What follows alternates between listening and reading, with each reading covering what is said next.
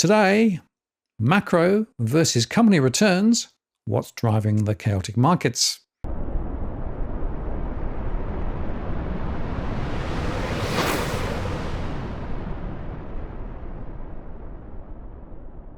Hello again, it's Martin North from Digital Finance Analytics, web latest post covering finance and property news. This is our weekly market update where we start in the US, go across to Europe and Asia, and then Australia, and also cover commodities and crypto.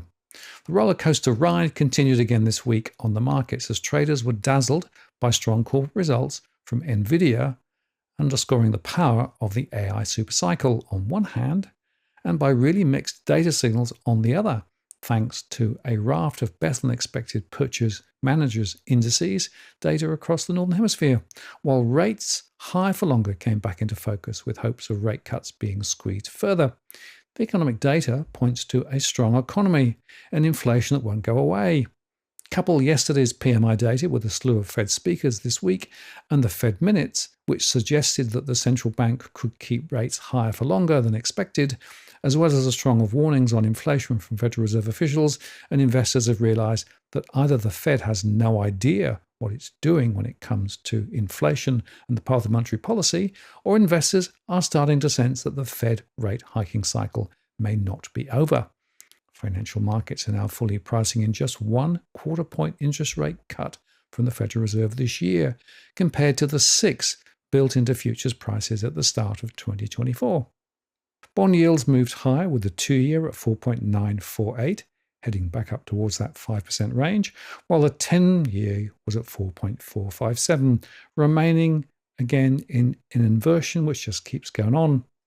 The dollar dipped against a basket of world currencies but remained well placed to resume its advance as stronger than expected economic data has prompted markets to dial back those rate cut expectations. The dollar index fell 0.34% to 104.75 on Friday. Overlay the good news is bad news narrative on markets, and you begin to see the drivers of volatility this week.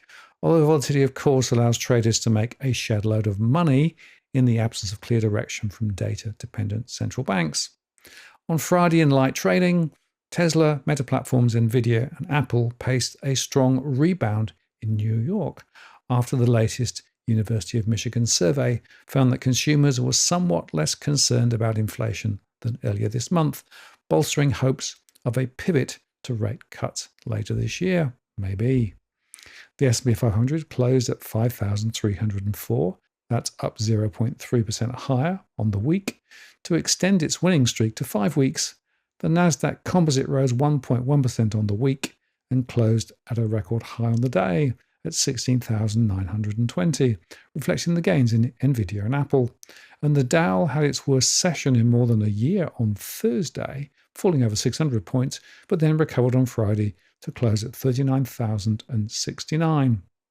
US markets, by the way, will be closed on Monday for Memorial Day, and UK markets will also be closed that day for a bank holiday. Consumers expect prices will rise at a 3.3% annual rate over the next year, down from a 3.5% reading earlier in May, according to the University of Michigan data. In April, respondents expected year-ahead inflation of 3.2%. In addition, consumers now see inflation increasing 3% over the next 5 to 10 years, which is a downgrade from earlier in the month, and matches April's expectations. Oxford Economics said while inflation expectations continue to rise above their pre-pandemic range, they remain far below where they were last year. This, along with consumers' expectations that wage growth will slow, is a positive sign for the Fed that inflation is on a sustainable path back to its 2% goal. Analysts are all in the dither as higher for longer bites. In a note, Goldman Sachs said that it moved its forecast of the Fed's first rate cut back 1 meeting from July to September. Earlier this week, we noted that comments from Fed officials suggest that a July cut would likely require not just better inflation numbers, but also meaningful signs of softness in the activity or labour market data. After the stronger May PMIs and lower jobless claims, this does not look like the most likely outcome. Nvidia shares, of course, skyrocketed this week. In just 2 days, the tech company's stock rose more than 10%, and its market value has surged above $2.5 trillion US and is solidifying its position as the third most valuable company on Wall Street. This surge follows the release of an impressive quarterly report, the announcement of a dividend increase, and a stock split, all of which has propelled the stock upward. The outlook remains positive due to the strong demand for AI processors, but beware. With this explosive rise, the stock could be in overbought territory and somewhat overvalued. Additionally, there are risks of significant drops due to external factors, such as a cooling demand or trade blockades, which could intensify if Donald Trump is elected in the upcoming US presidential elections. Nvidia's decision to split its stock 10-for-1 next month is expected to start a trend among the mega-cap techs, according to the Bank of America. Historically, stocks have notched 25% total returns in the 12 months after a split is announced, compared to 12% for the broad index. Splits have boosted returns in every decade, including the early 2000s, when the S&P 500 struggled, they said. Bank of America said it sees both Meta Platforms and Microsoft as potential candidates for splits, given that their stocks are trading above $500 a share. Stocks with high share prices are typically prime candidates for split announcements. Management teams might feel that lower stock prices broaden access to the stock, or, in the case of Walmart, where the share price was not high, signal shareholder-friendly policies. But still, Bank of America says that while gains are more common and larger than losses on average after a stock split, outperformance is not a given. Stocks see negative returns about 30% of the time 12 months later, down 22% on average. While splits could be an indication of strong momentum, companies can struggle in a challenging macro environment. Companies like Amazon, Google, Tesla, and Dexcom struggled in the 12 months after splits were announced in 2022 as interest rates spiked, Bank of America said. And Amazon is a good example of how stocks can recover, however. It was up 26% in the 24 months after its split was announced. Wedbush Securities' Dan Ives this week, though, reiterated his view that while the bears will continue to harp on valuations of Nvidia, Microsoft, and others, we believe that investors that have missed the biggest transformational tech stocks the last decade, including Amazon, Netflix, Meta, Apple, and Alphabet, among many others, have dogmatically stuck with the forward PE valuation approach on these unique tech stories. For the elite transformational tech stories such as Nvidia and the AI revolution, investors must see the forest through the trees to where this spending wave and estimates can head over the next 3 years. And we believe 60 to 70% of enterprises will ultimately head down the AI use case path, as we estimate the $1 trillion of incremental AI spend over the next decade. And Ives also said, we believe a year from now, the $4 trillion club will include both Microsoft and Apple. Microsoft currently is at $3.2 trillion and Apple is at $2.92 trillion. So the question becomes, will the AI story swamp the negative higher for longer narrative, which still seems intact? Plus, we should remember that summer has historically been the slowest season for US stocks. The benchmark S&P 500 has risen 56% of the time since June through August, according to recent data, back as far as 1945. Traders on vacation and investors waiting for the fall corporate earnings before committing to next year's asset allocations are often cited as reasons for the summer doldrums. Some say this typical summer slowdown in the US stock markets may be more pronounced this time, with inflation jitters and an early presidential debate that have the potential to weigh on the rally that has pushed the S&P 500 near record highs in recent months. The S&P 500 is nearly up 12% this year on strong earnings and signs that inflation may be falling enough for the Federal Reserve to cut benchmark interest rates, but that rally is unlikely to continue in the months ahead, some investors said. The S&P 500 is currently trading with a forward PE of 21.6, compared with roughly 17.5 back in October, when 10-year Treasury yields hit near 2-decade highs.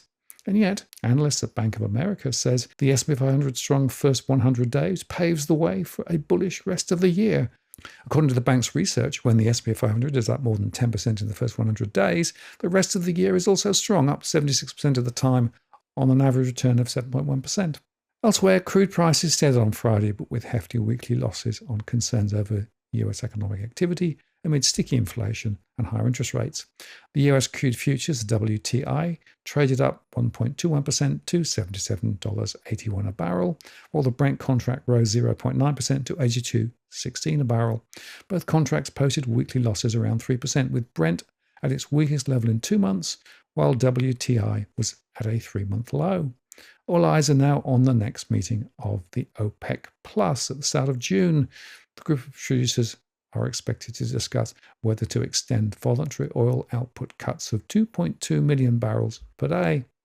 And additionally, gold futures slid slightly to $2,335 an ounce, well off recent highs, reflecting investors' increasing doubts about a rate cut by the US Federal Reserve in September.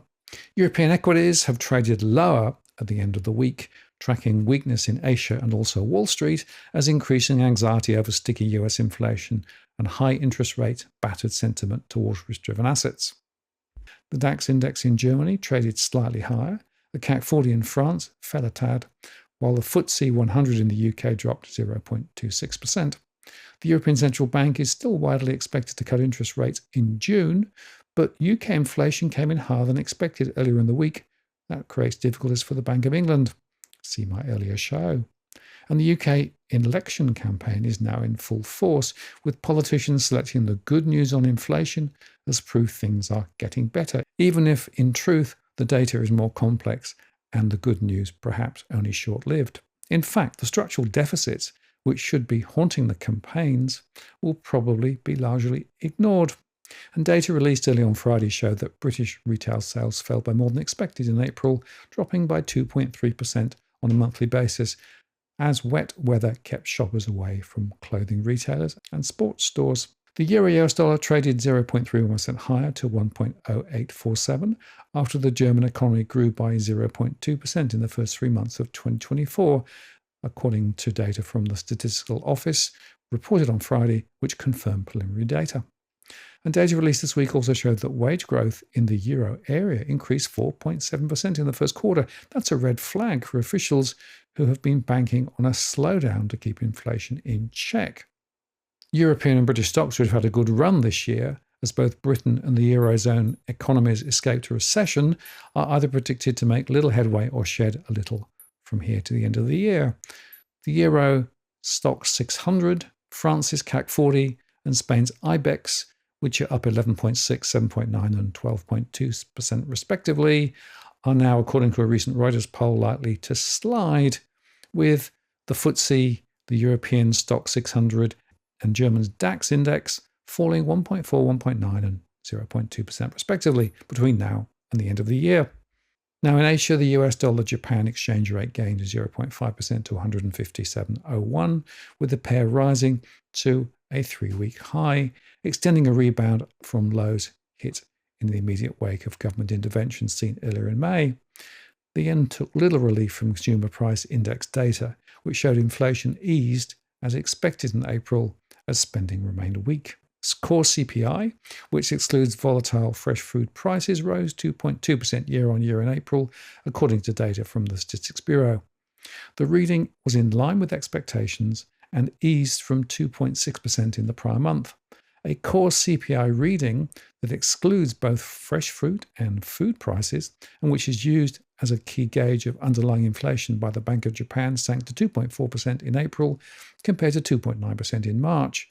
The reading was at its weakest level since September 2022 and was far below a 40-year peak that was hit in the middle of 2023.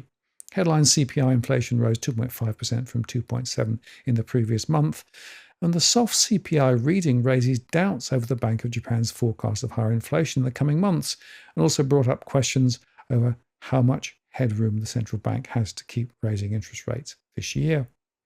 The Nikkei index in Japan dropped over 1.25% on Friday, landing at 38,614, while the TOPIX was at 2,742.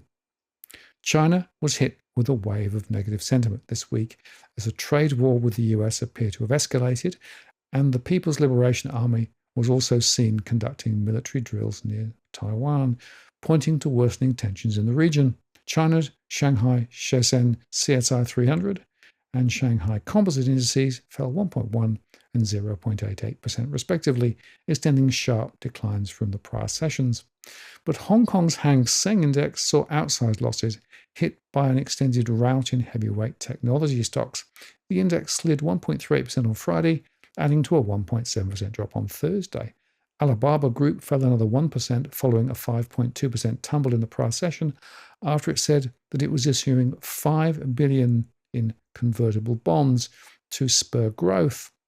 And losses in the tech giant dragged its peers Baidu and Tencent Holdings lower, while investors collected profits in property stocks in anticipation of yet more insight into Beijing's stimulus measures.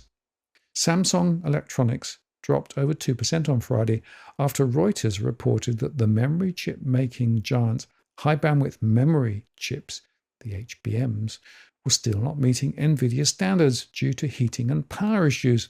The report highlighted potential issues with the firm's ambitions to gain a foothold in advanced HBM chips, demand for which is set to grow exponentially on the back of AI. Losses in Samsung dragged South Korea's Kospi Index over 1.25% lower, and Samsung's peer SK Hynix, which supplies HBM chips to NVIDIA, also fell just slightly.